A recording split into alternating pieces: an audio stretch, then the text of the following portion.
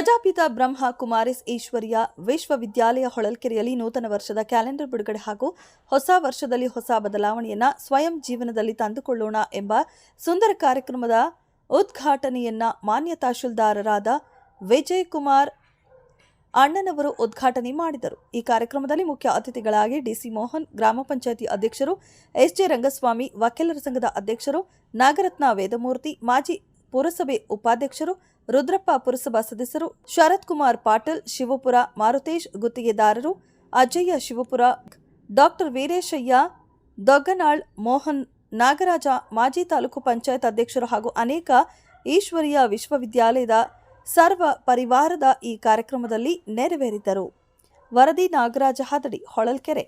ಕ್ಷಣ ಕ್ಷಣದ ಸುದ್ದಿಗಾಗಿ ವೀಕ್ಷಿಸಿ ರಾಷ್ಟ್ರಧ್ವನಿ ನ್ಯೂಸ್ ಕನ್ನಡ. ಮಾನಸಿಕವಾಗಿ ಒತ್ತಡ ಇದ್ರೂ ಕೂಡ 1-2 ನಿಮಿಷ ಬಂದು ಹೋದರೆ ಅಷ್ಟೇ ಶಾಂತಿ ಸಿಗುತ್ತೆ.